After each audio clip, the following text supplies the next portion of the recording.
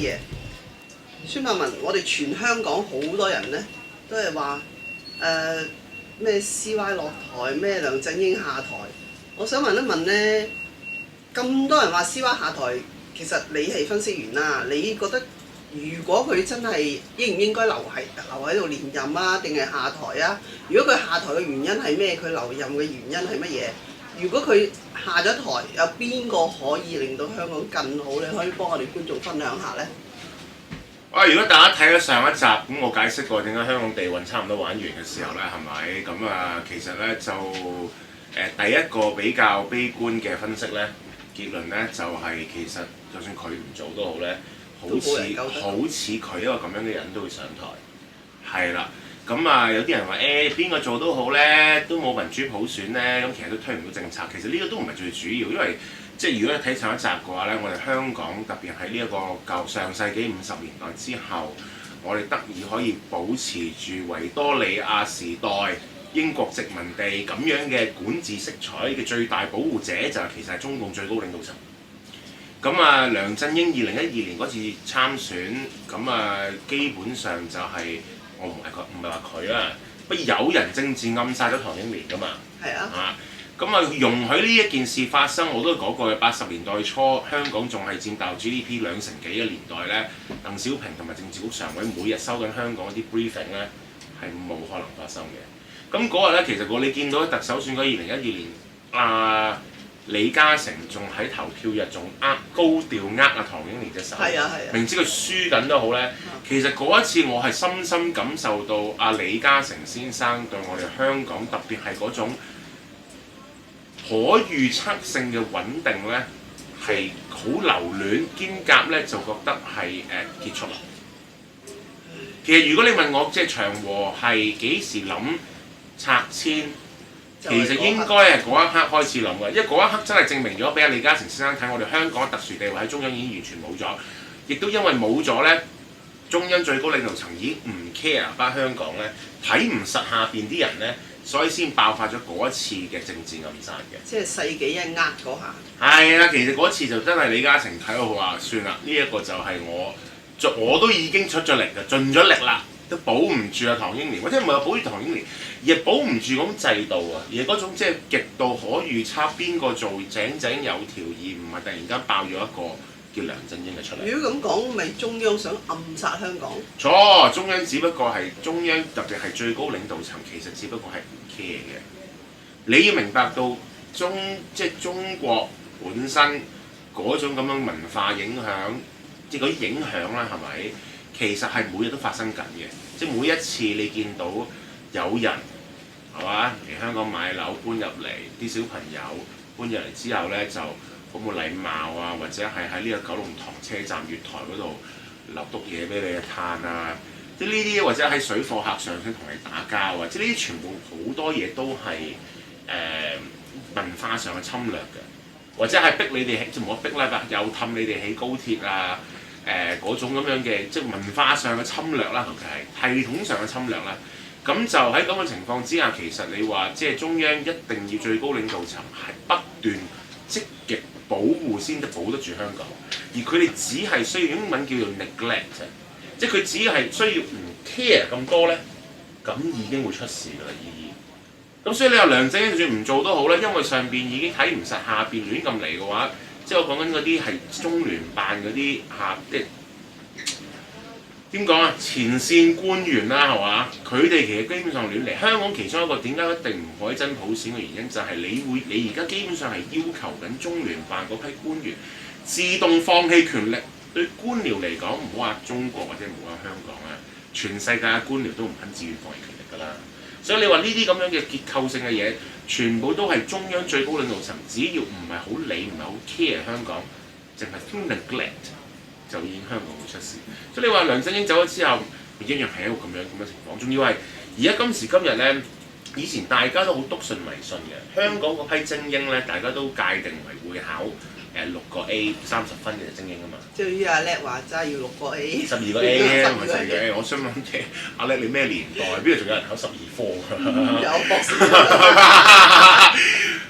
最緊要嘅，其實香港咧，你話做即係會考六子 A 都未算精英，最精英其實就應該係考到政務官先係精英嘅。咁啊，好難喎。不過如果佢哋都係我哋嘅精英嘅話，咁我哋香港基本上玩完，因為政務官完全唔 get 呢個遊戲係點玩。佢哋自己知道大陸嗰啲文化侵略㗎，大家都知道究竟黃絲帶又好，藍絲帶又好，佢哋兩方面提供嘅政策建議都係會令到一國兩制會結束，仲要提早結束。因為香港會就嚟爆煲，即係例如黃絲帶就話全民退休派錢，藍絲帶就話起高鐵起三跑，呢啲全部都係會揈晒我啲錢，而我哋筆錢基本上就係我哋一國兩制高度自治嘅最後防線。冇咗之後，咪學希臘咁咯。希臘2015年啊，仲係而家。希臘喺2015年年初選咗一批新嘅人出嚟叫 Syriza， 基本上你可以當佢係10幾20年前嘅黃之鋒嚟嘅，或者韓融嗰班人。選出嚟諗住，哇！我攞住民意，我做呢一個嘅總理，我做呢個財長啦。咁點知財長一上任，發覺佢哋已經冇可能access 到稅局電腦。希臘稅局電腦原來喺之前嗰啲拯救方案當中，已經將嗰個控制權俾咗德國、歐盟同埋呢一個嘅歐央行。佢哋連稅收都冇，你選咩？你唔係選國會咯 ，sorry。希臘人基本上今年年初係選咗啲區議員出嚟，冇實權嘅。但係我冇實權嘅。但係我哋唔係講即係梁振英落咗台之後，你講個曾俊華噶嘛？我都睇好曾俊華。OK 嗱，阿姨姨就捉到我呢一個比較樂觀嘅 scenario 嘅。如果係曾俊華真係喺2017年當選，即係佢出嚟參選而贏嘅話咧，係咪？咁我只係咁講啫。中央咧其實咧就可能重新重視翻香港，或者覺得香港仲有啲戰略重要性要使用，所以保住佢，就選下曾俊華出嚟。咁曾俊華我知道咧，基本上咧係好多局都已經立住咗火頭㗎啦。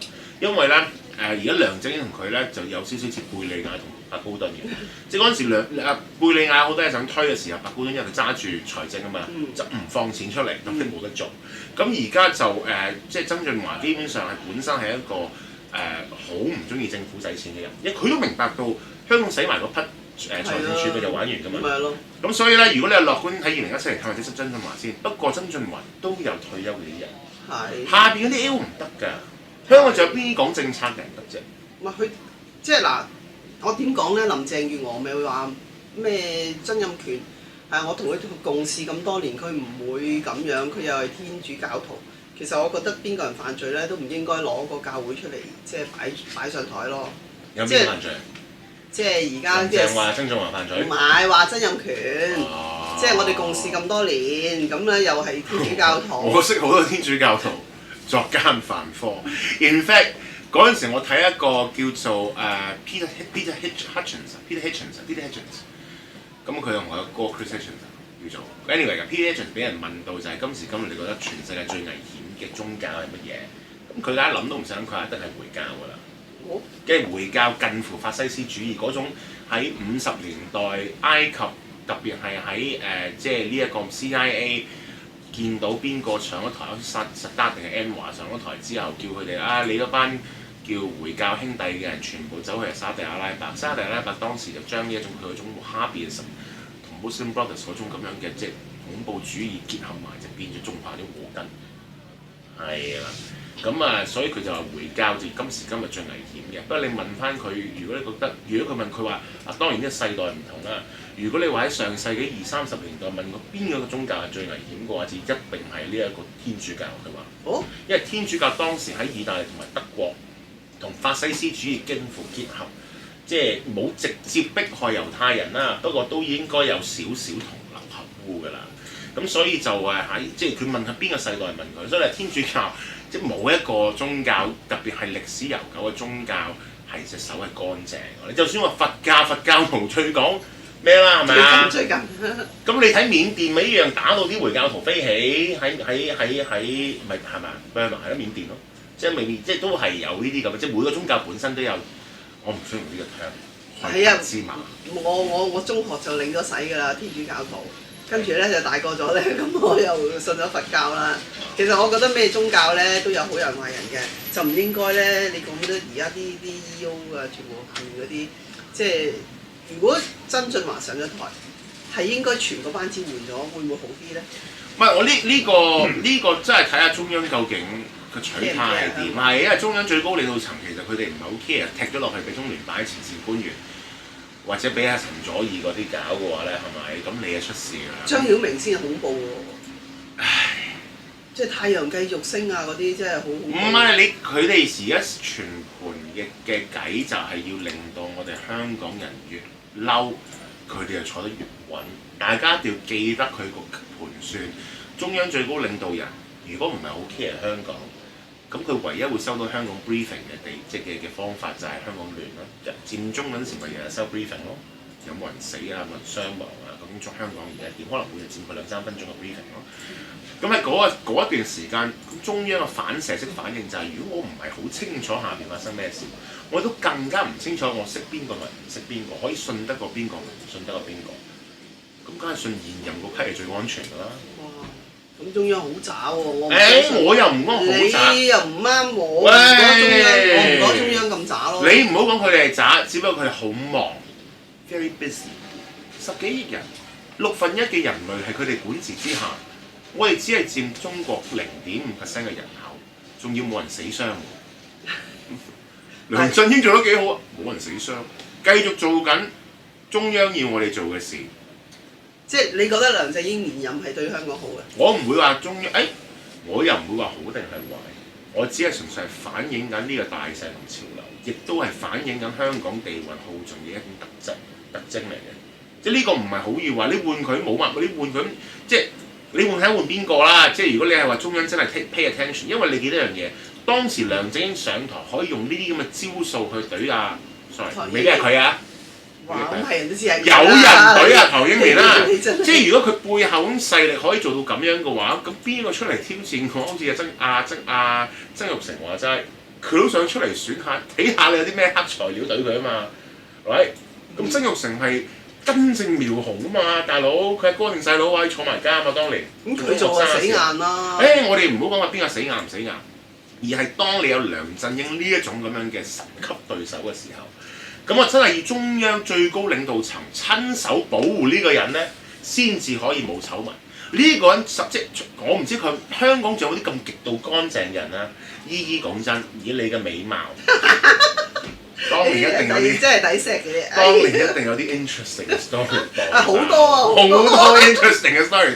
講緊我年紀都即係當然就冇依咁大啦。係啦，不過咧，我相信我都大把啲 interesting story 代爆㗎嘛，係咪？咁我哋幾時開個節目爆佢？冇啊！呢個即係你一定要有中央最高領導層去保護呢一個對付梁振英嘅對手。如果中央最高領導層唔係咁樣去保護住呢個人嘅話，梁振英係贏緊。咁贏緊，老實講唔衰嘅，已經衰到最盡啦。其實我唔係睇到咁壞嘅。唔係，其實梁振英本身第一件事就因為佢嘅盤算就係香港越憎佢，香港人越憎佢，佢就越獲得中央支持。Therefore 佢嘅 mission 就係要激嬲我哋香港人。咁我哋越愛佢咪得咯？我哋越愛梁振英咪得咯？咁你係真係將呢一個佛教及呢個天主教最高嗰種崇尚理念放咗喺即係梁振英喺我左邊打咗一巴，右邊打。冇錯。不過你即係呢一個係一個即係我成日講 empire politics，empire politics。如果你係相信嗰種大勢嘅話，梁振英係冇得輸噶嘛，因為佢一定會用盡方法去繼續贏㗎。咁我哋繼續愛佢咯。你咪愛佢咯，我好中立嘅，我已經去到一個景點就係、即係就算唔係佢嘅話，佢背後啲勢力都會捧一啲咁嘅人出嚟，淨係 interesting。啊，真係好 interesting 嗰個大律師啊！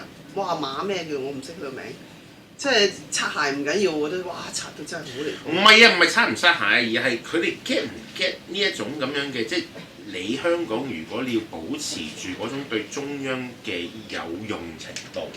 香港嘅普通法制基本上就係重中之重，即係你話香港冇財政儲備又好，香港金融中心地位，唔係金融中心地位其實係來自我哋嘅法治，即係我哋啲法官有人信，特別係啲國際投資者。而家冇人信法官，你放心。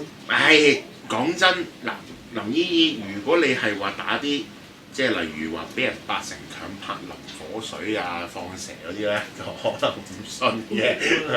不過如果你係話即係幾棟大廈同人打官司，你有幾廿億同人打嘅話咧，係咪？即係打到終審庭啲人都仲服嘅。不過咧，你話而家嗰一批嘅大律師一路上位嘅時候咧，究竟會點咧？即係我唔想講，例如話呢一個嘅陳志雲。係個單真係離譜喎！甚至咁都唔使坐喎，罰8萬蚊啫喎！我心諗，喂，如果我係僱員嘅話，我聽到知道判刑，我只係咁講，揾公司辦有直播率喎。嗱，我唔係話佢啱定係錯，我純粹係講直播率咋。但你呢個 OK， 直播率有直播率嘅喎，罰8萬蚊仲冇直播率？嗱，你只要唔諗住移民，或者你已經有外國 passport，therefore 你唔需要良民證可以留案底嘅話，揾公司辦最大刑罰，而家已經有案例就係8萬人。喂，但係你唔可以律政司叫個法官做乜嘅喎？我又覺得呢樣有啲問題。唔係，律政司可以要求法庭去 review，咁當然就係法庭即係嗰個嘅法官上邊嗰啲啦，你上訴庭嗰啲落 order 啦。不過我自己咁講啫，即係如果你係話有嗰批，因為香港嗰批特別係嬰兒潮嗰批嘅官員，其實真係唔係好 get 我哋香港獨特性喺邊度。其實你要法官做乜啫？坐晒律政司喺度咪得咯？律政司原來你審完之後，個法官佢可以話叫你判刑嘅。聽先，你唔好為呢一單嘢糾纏。我只不過係想帶出嘅重點就係香港嘅法庭，即係嗰批人唔夠班去玩呢個 game，因為玩呢個 game 只要玩到保護到香港獨特性，抵受到即係可以即守到一國兩制。第一件事肯定就唔係李柱銘嗰啲都唔得嘅，咁所以咧，即係我哋香港真係冇咁嘅人。其實李嘉誠有少少講錯嘅，李嘉誠就話咩做唔掂嘅人就爭住做，做得掂嘅人就唔想做。香港真係冇乜做得掂玩得呢個 game 嘅人。我唔知道曾俊華有冇啊？曾俊華可能有啊，不過咧，即係呢個真係睇下中央究竟最高領導層點睇啦。我覺得你講有少少錯嘅，因為點解咧？喂！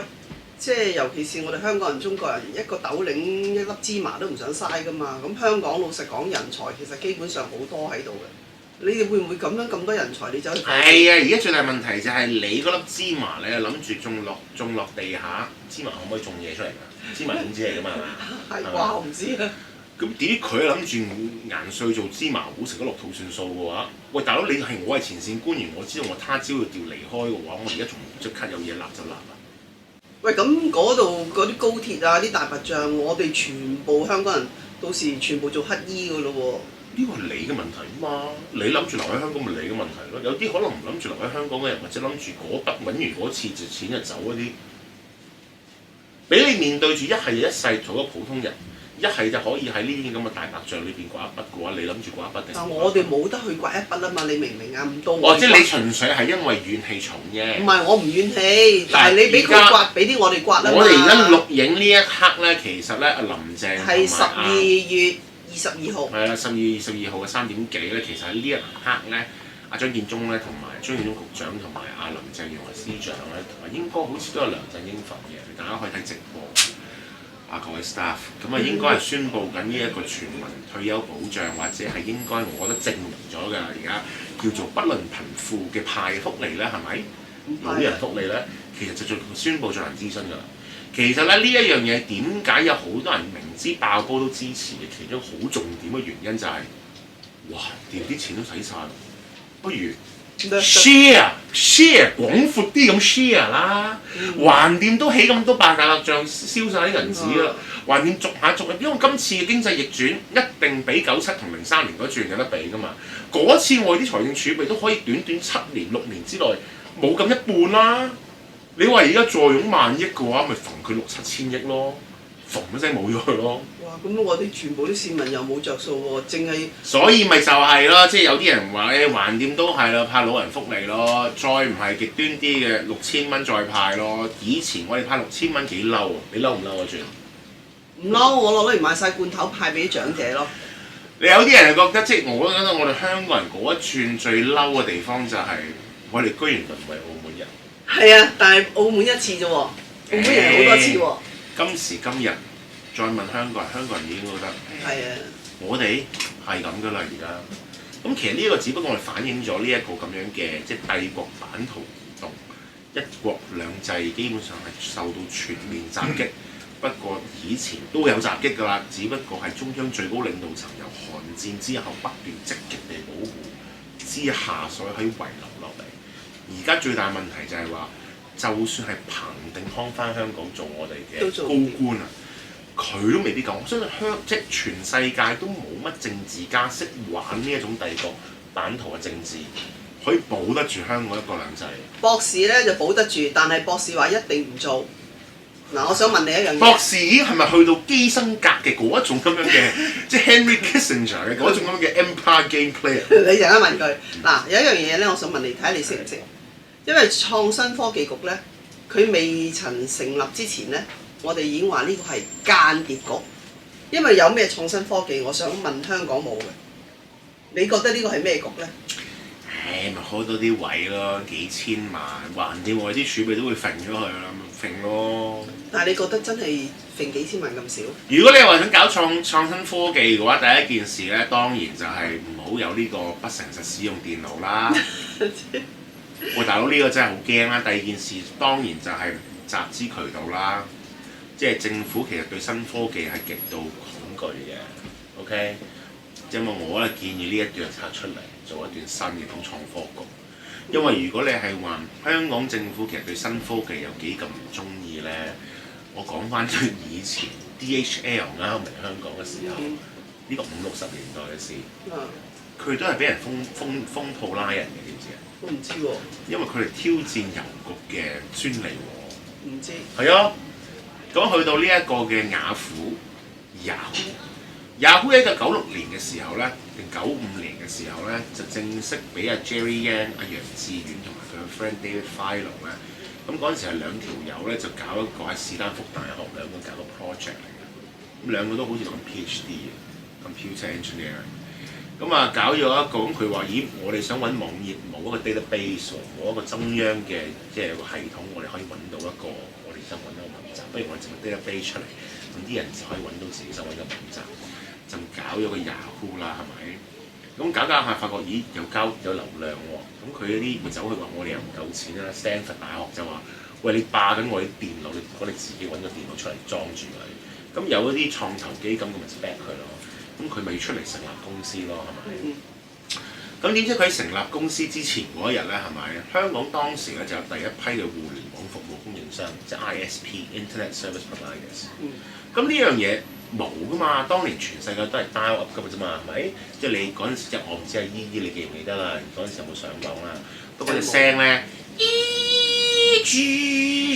咁咧係咪？好似係，好似係，似曾相識咁啊！阿姨啊，我見到啲 star 後生仔完全唔知我講緊啲乜。知啊，岌頭啊佢。當年你用電話556K 啊嘛，當年你打電話上去噶嘛，咁其實咧嗰陣時冇 ISP 呢樣嘢，你只不過用香港電信嗰啲電話線，你租條普通嘅電話線都打得噶嘛。咁佢有個 modem 咁，咪收到你一個電話 call 嚟之後 connect 咗駁咗之後，你咪上網經佢咪 data line 出去咯，係咪？咁生意咁簡單，咁即係技術上已經有咪有人做咯。咁有6間公司做緊嘅，咁點知道咧？一夜之間就喺雅虎註冊之前嗰一日，一夜之間商業罪案調查科咧就踢館拉人，冚咗5間，冚到點咧？唔係話就咁 send 封信叫佢唔好再做，唔好營業喎，而真係衝入去，連佢嘅 server 部電腦都攞走埋喎。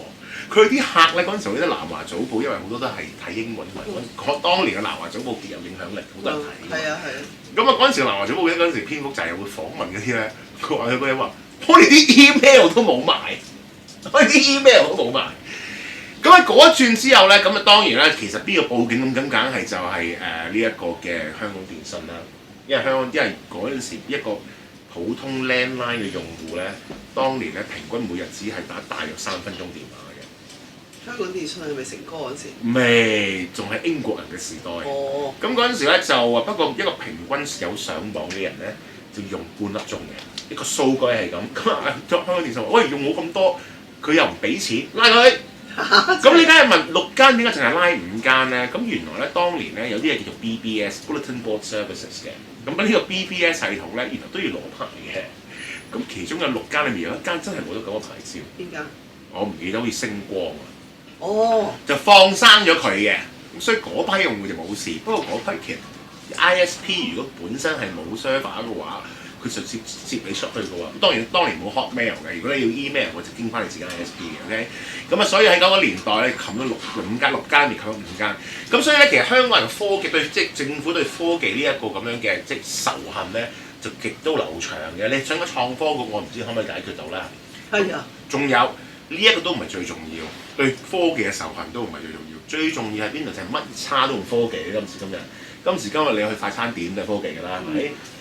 其實最大問題就係集資啊！喺香港咧就極度傾側，鼓勵大家去借錢嘅。咁點解咧？就係、如果你話，咦，我有條橋喎，咁我走去問下姨姨，哇，姨姨啊，我天世絕橋，咩絕橋啊？唔好理啦。咁啊，姨姨就話咦，我想投資喎，想做股東添喎。咁我話都好啊。咁其實我已經犯法㗎。真係㗎？係啊，喂，仲有。當然啦，如果姨姨話我揾多5、6個 friend 嚟聽下，我哋食餐飯啦，嗰餐飯其實已經違法㗎啦。真係㗎？我非法集資啊嘛，呢啲就證監啦。有冇搞錯啊？係。哇！冇錯。真係咁都得？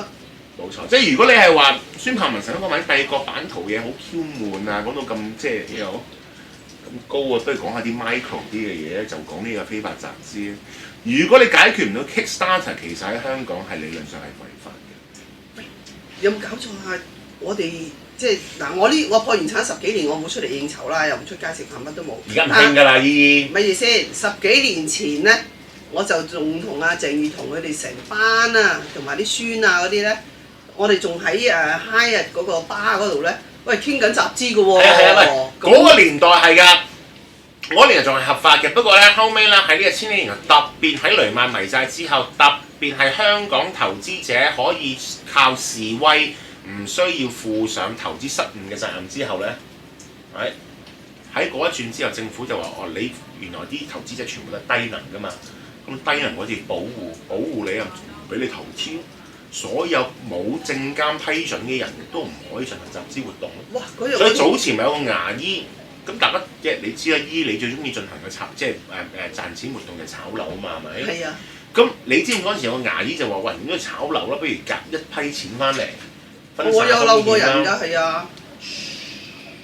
呢個牙醫後尾判咗有罪啊，姨姨。黐線㗎！如果咁仲有黃花，我嗰日先同我同阿朱麗葉話黃唔黃花我唔知，不過抵咗普通法。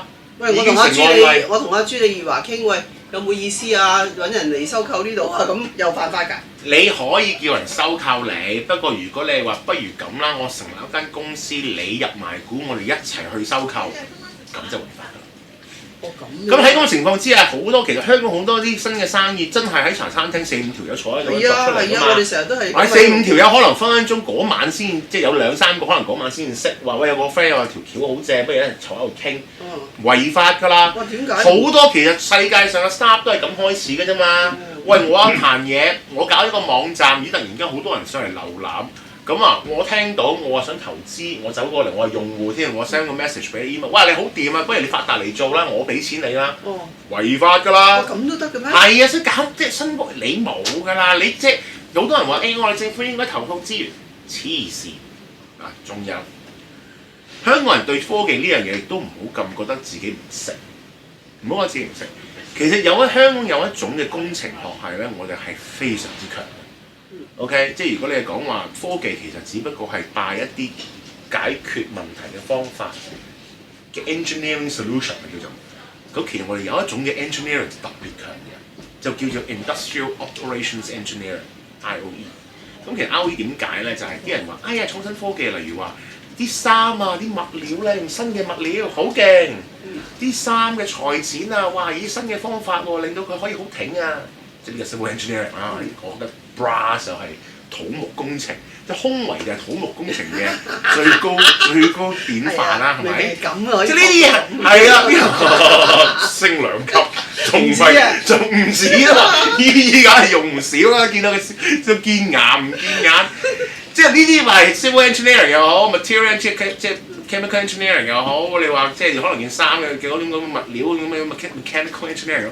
呢啲都唔係香港人強，香港嘅強項就係 industrial operations engineering，即係點解咧？就就係你俾嗰件衫佢，你同佢講做咩物料，佢走去 source 翻嚟之後，嗰條生產線嘅成本控制咧，呢、個就係香港人強項。呢、個香港人不但只係強撳成本，仲要係佢諗到個方法就係原本用7日先可以做到件衫出嚟，佢用4日。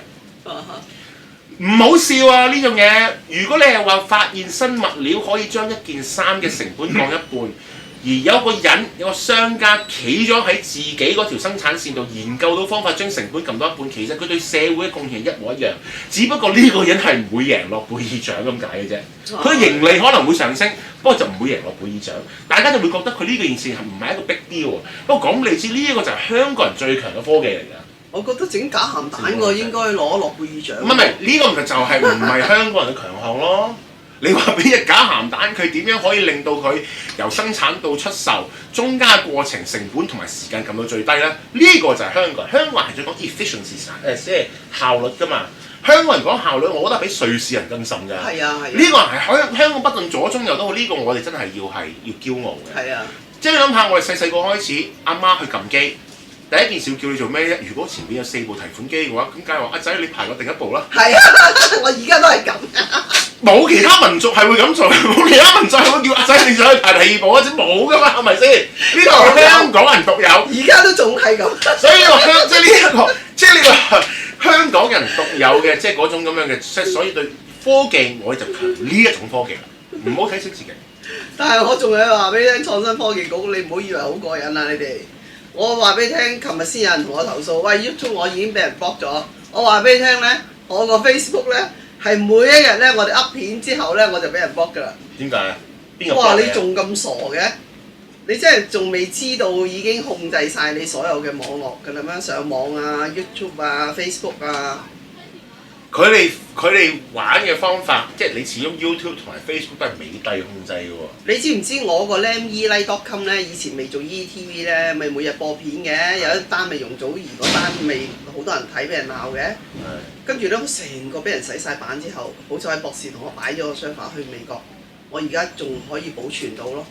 即係第日我哋其實而家都翻。即係黑襲擊你。喂，大佬，其實咧嗱，我呢樣咧又要睇小中央嘅。連我都要襲擊針對嘅咧，真係好無聊喎！未必係中央搞你嘅。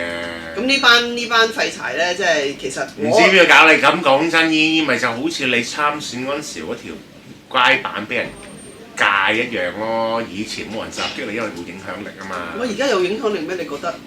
佢覺得你有先啦。即係所以中央咪用錯人咯？未必係中央㗎。你成日講中央係乜嘢啫？講習近平，我都想習近平日日睇晒香港啊！我都想習近平親自落 order 話打林以麗北。所以咧，你真係冇料啊！我舊年啊去美國3個月啊，我全靠俾封信習近平先保住我3個月唔使俾人燒就間屋。你唔好真係當習近平放棄香港啊！啊！今年我去3個月啊，呢次我就唔知啊。我唔知啊！我講真係你老老實實，即係你未收購到你嗰度。可能呢啲叫醫學上，可能叫做 placebo effect。你封信究竟有冇料到我唔知，不過你一寫就寫咗，你覺得有料到嘅就可能有料到。咁寫多次咯。嗱，因為咧根據呢一個哲學家卡爾波普咧 Karl Popper 話齋，即係一條否定 fortification 嘅。你寫多一次睇下有冇人燒你。如果寫多一次有人燒，咁即係等於嗰封信其實上一串只不過係 placebo effect，其實冇料到嘅。呢次咧我唔寫俾習近平，呢次我出門3個月咧，我寫俾 CY。CY。咁啊 CY 可能保我3日嘅。唉，你點解唔揾一個人翻嚟做 house sitter 嘅？house sitter 好興㗎，唔係咩？揾個斌佢唔會即係搞佢哋。同埋你咪整多啲 camera 24。喂，大佬，幾十個 camera，我呢度幾條街我係咪所有網友都可以上某一個網站睇到先？全城一齊 mon 先。係一齊 mon。一齊 mon 咯，可以諗下㗎呢個。真係㗎。真人 show，只不過你唔喺度咁解啫嘛，個斌真人 show 咯。我連房都有 camera 喎。梗係我知。你知？你點知啊？10幾個，我去過你屋企㗎嘛。你嗰度係四方方，好市正㗎嘛，個廳好大㗎嘛，好似你冇入我房啊嘛？你知點解博士以為咩事？10幾個 camera， 我心諗你只係需要4個喺客廳咁，你即裝埋喺房間，差唔多10幾個啦。咁啊係喎，擺上估嘅，我唔一齊知， cam 我估嘅。一齊 cam 啊！咩科技嘅嘢，即係大家唔好睇小自己。不過咧，你話創科局嘅話咧，唔好搞啦。首先一定要搞掂咗呢一個不誠實使用電腦啦。第二件事就係唔該你。一定通過23條，咁你唔不誠實使用係啦，不過電腦啦23條又係會就打個突啦。跟住第三個當然就係又係嗰個集資嘅過程啦，係咪？咁其實咧呢啲加加埋埋咧，就係我哋香港，因為你大家要記得，香港不但止係一個殖民地。香港最緊要咧，就係一個維多利亞時代，即係19世紀嗰種咁樣嘅英國殖民地，冇民主，喂呢一個嘅放任式嘅經濟系統，翻牆記緊放任式嘅經濟系統先啦。咁其實咧，當政府一路不斷搞呢啲咁樣嘅嘢嘅時候咧，係咪其實就不斷蠶食緊嘅？網絡23條係咪蠶食緊？係，不誠實使用電腦亦都係蠶食緊。以前香港對 copyright 或者對呢個知識產權極度唔尊重㗎，其實極度唔尊重呢樣嘢，你估政府真係跛腳鴨唔想拉？只不過佢因為係咁放任式經濟系統，其實好多人喺哲學上係反對知識產權呢個概念。喂，我唔識咩叫不誠實使用電腦喎。講真，如果我譬如你有冇犯呢條條例？最緊要嗰樣嘢，就係你有冇請叻嘅律師？有嘅冇犯，冇嘅犯咗。律師、法官判完又要律政司再落 order，咁你幾叻嘅律師都冇用㗎，係嘛？最叻嘅律師要撳住，撳得住？撳得住。我唔相信啦。不誠實使用電腦呢啲咁 fake 嘅咯，喺度明就係 set 個波俾啲律師揾錢㗎啦，所以佢哋 therefore 你肯俾錢嘅話，咁梗係冇事啦。但我唔知香港政府。如果你係啲鍵盤戰士獨男冇水嗰啲，咁你咪硬食咯，認罪咯，駁佢係緩刑咯，唔使坐咯。但我就唔覺得你講得啱，係中國放棄香港。唔係中國放棄香港啊，而係中央最高領導人冇時間睇殺，下邊啲官員好理香港㗎。掠水啊嘛！我又唔知佢係咪掠水，分水啊嘛。只不過佢哋而家做緊一啲嘢。第一，每一個官僚就算唔係掠水都好，都係為咗自己 budget 同 headcount 做嘢㗎啦。而如果佢嘅盤算係中央最高領導人唔可以擺咁多嘅時間同精神喺香港嘅時候，下邊就搞得。我成日都話，中國如果係一間大公司，習近平係公司自己老闆咁樣，你唔想你做過怡和洋行㗎，你都知道上邊如果一旦覺得你呢個只係蚊型 project， 有個土皇帝喺度 run 緊嘅時候，下邊就亂嚟㗎啦嘛，山高皇帝遠。呢個係可能中國人嘅厄運喎。唔會嘅，我覺得。冇㗎啦，香港你明唔明一樣嘢？香港第一冇人才去保護住呢樣嘢，第二中央個勢亦都唔得。你只要兩樣加埋，就會見到好多奇怪嘅現象。人才係有，不過冇啊！佢用人為親。冇啊！唔好話香港啊，國際上都冇呢一種級數可以玩到呢啲 game，即係可能你真係要去到基辛格嗰隻㗎啦，要保住香港一個好特殊，係一個歷史真係產生嘅異物嚟㗎。如果香港既然冇，點解唔俾我哋玩下？你講話普選？即係如果既然啊，其實英國人咧唔俾我哋香港普選咧，我覺得最終極嘅理由就係因為英國人咧覺得俾你自己玩嘅話咧，你哋又唔識玩嘅話咧，你哋就會俾大陸一嘢夾鬼咗㗎啦。因為冇呢個，你哋一定會推一啲例如福利政策啊，例如 stop 咗呢一個嘅抵壘政策啊，又或者係即係後期好多你原本香港做緊為大陸做嘅 function， 好簡單啦。如果有個普選嘅政府喺1950幾年已經有普選政府，佢係強勢嘅，佢話乜嘢都要跟法治嘅話，而當時因為英國支持聯合國制裁呢一個中華人民共和國嘅話，其實理論上所有香港嘅人嘅物資都唔可以運上大陸，唔好講話有外國商人大量運物資翻去大陸啦，淨係你攞啲柴米油鹽翻去，你已經抵觸緊聯合國嘅運。如果當時已經有個強勢嘅民選港督嘅話，我講俾你知啊，共產黨一睇佢就會派啲志願軍落嚟攞翻嚟香港㗎啦。英國人知你唔夠班去做呢樣嘢啊，所以唔俾民主你。當然中央都撳住啦。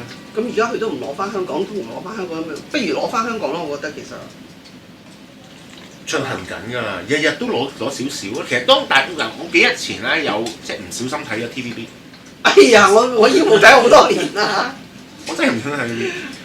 我發覺咧，連香港電視台講嘅廣東話嘅用字咧，即係之前我講過話例如點解即係陳明恩鬼妹歌手，佢有隻歌叫《拜拜拜》。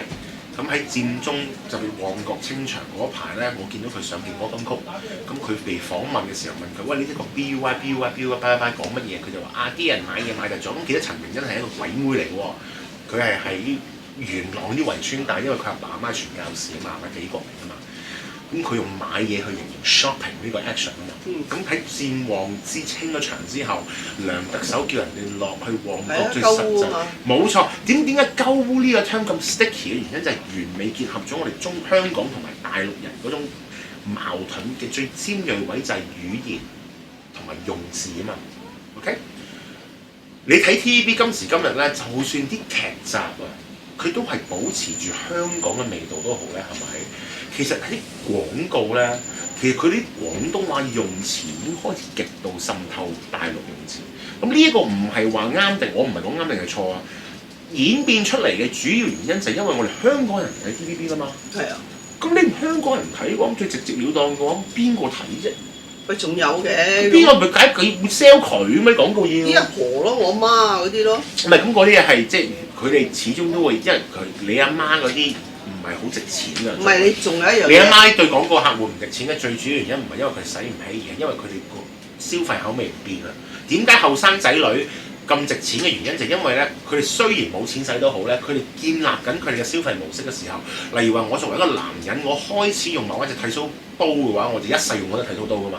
咁所以我咪值到10幾20歲嘅時候特別值錢咯。而家你30歲用炮轟，我叫我係咁用嗰隻剃鬚刀，我唔會變㗎嘛，right？咁 anyway， 所以當廣告商一定要咁針對嗰啲客戶嘅時候，佢連個用字都開始，其實電視台都已經做緊呢樣，已經一個屠城嘅木馬入緊嚟㗎啦，一係乜嘢乜嘢途徑都嚟緊啊！我哋香港啲 sales 講普通話，呢個講英文，或者我哋香港啲 sales 可能講普通話，仲呢個廣東話。你錯㗎，你都冇睇下咩安啊？嗰個葉錫安，澳門特首叫咩安啊？崔世安啊？哦，你冇睇崔世安宣誓？本人崔世安謹此宣誓，本人就任中華人民共和國澳門特別行政區行政長官，必當擁護並負責執行中華人民共和國澳門特別行政區基本法，效忠中華人民共和國及其澳門特別行政區，盡忠職守，遵守法律，廉潔奉公，致力於維護澳門的穩定和發展，對中央人民政府和澳門特別行政區負責。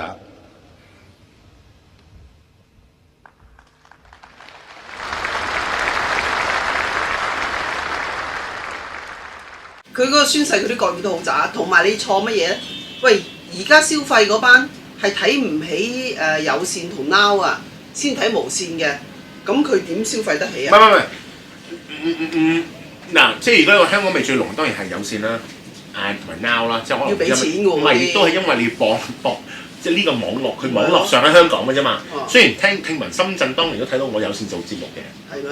啲人喺深圳捽腳都見到我嘅。係，but 佢因為大氣電波你咁播出去嘅時候，TVB 嘅息率係去到好遠嘅，咁所以你嘅 TVB 其實仲要係不能否認嘅地方就係 TVB 係唯一一個仲賺錢嘅傳媒機構喺香港，其他傳媒機構就係咁得一間啊嘛，有乜辦法啫？剩翻一間啊，咁啊而家嗱香港本身就如果嗰種傳媒，我相信下一集先講噶啦。不過咧如果你係講話最終總結嘅話咧，第一梁振英咧如果佢有對手可以參選而贏到咧，就真係要需要呢個中央最高領導層保護佢對手嘅對手先贏。喂，你參選啦！唔好搞啦，我走啦，我唔好做啦。各位，我只係分析嘅啫，而家我講俾大家知道，作為香港人，我哋特別係記得以前嘅香港人，我哋係一個 historical 歷史人嚟嘅。咩嚟嘅啫？歷史上嘅一個遺物意外，好意外，極度意外。鬧你阿媽啦！即係你諗下，青島德國殖民地收翻啦，上海大把租界收翻啦，唔知點解係留咗香港咁特殊殊啊，好特殊咁留咗香港喺度。咁啊，所以香港係一個極度即係歷史嘅意外。咁喺呢個歷史以外咧，大家我哋嘅歷史任務同埋角色完成咗啦。因為就算有新嘅任務，我哋都已經冇嗰種人才同埋結構去接單嘅。咁啊，所以我哋嘅過去咁輝煌，我哋懷念下。但係你唔覺得5年10年一次大運嘅喎？你唔覺得香港5年或者10年之後又起？我哋嘅大運係1840年跑到大約董建華差唔多下台嗰陣時。總有人上台少危危，其實彭定康開始已經唔係好 get 㗎啦。其實我都賴少少賴彭定康㗎。但係前年啲樓價仲起得好緊要㗎。樓價升跌呢樣嘢，啲人揾好多錢㗎。咁大佬國家印10萬億10萬億咁印出嚟，你睇下啲銀主盤都就快出嚟啦。有啊，出咗啦，已經出咗啦。咁阿姨你呢檔嘢除咗做呢個 studio 之外，我見到亦都有個地產廣告，你哋有冇做啲銀主盤咁㗎？冇。哎呀，咁啊姨你慘啊，因為咧你會將啲銀主盤同埋一手樓，基本上會將你啲二手樓打到瞓低嘅。出嚟關我咩事啫？我都唔做，我做 ETV 啫嘛，主要。哦，即係嗰啲廣告其實係裝飾嘅啫，嗰啲廣告已經買晒。其實係啊，佢哋3個有排嗰3個做，我唔做㗎啦。做咗幾廿年仲做咩？我而家睇下香港，如果你咁講嘅，你真係啱嘅。學你話齋喺下面留言，即係你死咗之後留言定係咩嘢？下面留言先。唔係即係我哋好多人讚你喎！你上次嗰個誒黐零標聲。讚啊！喺我哋嘅 email 嗰度讚啊 email 嚟。即係話個分析係咁分析啊，我分析嘅啫，即係希望大家如果有啲乜嘢想挑下機嘅話，下邊留言啦嚇。咁啊，如果係嘅話，即係如果精彩嘅話，我相信阿林姨會滴你上嚟，咁啊同我對質嘅。如果你特別係佢哋嗰啲仲覺得香港係有方法，例如話嗰啲咧，如果你係藍絲帶或者黃絲帶，覺得自己啲橋好掂，藍絲帶都讚你喎，因為我 po WeChat 咧，我 WeChat 好多藍絲噶嘛，佢都讚喎。咩佢都我係持平，我最中立㗎。藍絲帶同黃絲帶都有份搞翻香港，亦都藍絲帶同黃絲帶都係冇橋救翻香港，所以咪讚我咯，因為我鬧緊黃絲帶啊嘛。你鬧緊咩？黃絲帶讚我，如果我鬧緊藍絲帶啊嘛。我最持平咁樣諗啊。而家仲要係我而家咁，我唔係嬉皮笑臉，大家記得我唔係嬉皮笑臉，只不過當一個人接受某一啲 fate 點講啊？面對。係啊，即係嗰種嚟緊嘅，即係我知道有個浪嚟緊，而我接受，而我唔係諗住去抵受嗰個浪，而我諗住點樣去走位捱過嗰個浪，或者係嗰浪嚟緊，係啦，咁其實就嗰種心情會輕鬆好多。喂，今年香港人唔會浸死喎。係啊，唔係未必12、24個月嘅時候，不過我都講緊嘅就係你哋嘅小朋友，即係今時今日講緊小學、中小學。可能要應付 DSE 或者 TSA 嘅人，你哋係即係佢哋係唔明白香港幾輝煌。喂 TSA 有咩唔好啊？我想嗱，我俾個例子你啊。如果你去呢個信德中心裏邊有一間叫蘭香園茶餐廳嘅，咁蘭香園茶餐廳你行咗入去嘅話咧，佢係即係譚詠麟嘅大 fans，佢將譚詠麟所有黑膠碟嘅封套咧係擺晒上牆，係咩？好多隻，30幾40隻。OK， 當年我哋香港嘅高樂壇。呢種軟實力嘅繁盛程度係去到每年都有啲串燒歌㗎嘛，係啊，係咪？係。今時今日我哋冇串燒歌㗎啦嘛，你知唔點解啊？大佬唔通我哋天堂鳥串燒落去唔知邊一個度咩？冇㗎啦，冇串燒歌，因為我哋唔夠歌啊本身。係啊。我哋例如話啲人話，哎呀，例如話我見到蘋果日報做呢一個馬雲買南華早報，係啊。哎呀，染紅啊！你講到好似郭學連係一個民主戰士咁樣嘅喎，嗰年話齋買咗藍組都20幾年啦 ，right？ 我哋香港以前咁多傳媒最主要原因就係因為香港新聞本身係國際上有市場，好多人睇㗎。你諗下97年我哋最頂峰嘅時候，當時有一個屋企就死咗阿爸，發生咗個生產事件。我唔知你記唔記得啊？邊單？新馬仔。哦，係啊，新馬師曾。嗰單有咁簡單，香港嘅爭產事件，居然係全個基本上係中國人嘅社會都知道呢單事件喎。香港今時今日仲有啲咩咁嘅新聞？冇。咁我話香港新聞唔 interesting 嘅話，基本上就報去美國城市嘅後塵咯。美國城市而家基本上每個城市連嗰一份最尾嗰一份報紙都就係 hand 得㗎，冇㗎啦。即係美國冇啊，即係美國每一個城市可能得翻幾個電視台都就嚟可能冇埋，報紙得翻一份。即係香港係步向緊，因為香港本身嘅新聞已經喺國際上冇市場。嗰邊仲有星島賣嘅喎。唉，我唔知佢幾時接啦，係咪？我只係咁講啫。香港新聞在外國已經近乎沒有市場，大家都要轉型。馬雲買《南華早報》話要主攻大陸 ，cover 大陸新聞。我呢個 get 就因為大陸 is where the news are。即係如果你係話呢一個嘅香港嘅話，香港新聞已經冇市場嘅話，香港咁多記者其實係香港太多記者，市場承受唔到咁多記者。係，同埋香港本身呢個影響力越嚟越細嘅話，你就算喺香港話晒事都好 ，so what？但係你覺得馬雲真係一個人才咩？我唔理佢係咪人才唔係啊！香港剩翻嘅全部都係品牌。我哋先有賣呢一個南華早報，跟住咧就賣埋呢個 Beyond， 賣咗啦。咁啊下一轉賣咩咧？下一轉賣埋容記個 brand， 係啊。跟住咧就賣埋啦。香港有啲咩國際性嘅品牌咧？中原地產賣咗佢啦，應該。中原地產罕有地係一個極應該係香港唯一一個香港出產嘅企業喺大陸市場佔有率係近乎 number one 㗎嘛，佢哋。美聯都有啊。美聯就差好多嘅 run down， 中原已經打到美聯瞓低㗎啦。靚啊嘛，拆得。我唔知啦，不過中原真係 number one， 中原 run 得好㗎，中原喺大陸真係好強勁㗎嘛。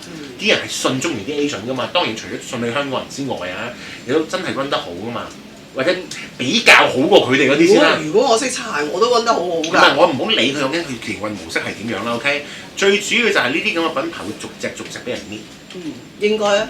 OK， 我哋香港嘅品牌基本上係咁嘅出路，冇都冇啦。再搣，咪搣埋香港人走。其實香港例如話講翻高科技，香港其實有好多高科技嘅人才。唔係 sorry， 應該咁講，香港人當中有好多高科技嘅人才，不過全部都唔喺香港。真係啊！死啊！我嗰陣時，我99、2000年畢業㗎嘛。我嗰代有大把人而家仲係滯留喺呢個 Silicon Valley 矽谷嗰度。好多，超多！你去矽谷、三藩市、聖河西嗰啲咁樣嘅中國人茶餐廳喎，茶餐廳係香港好獨有嘅文化嚟㗎嘛，係咪？係啊。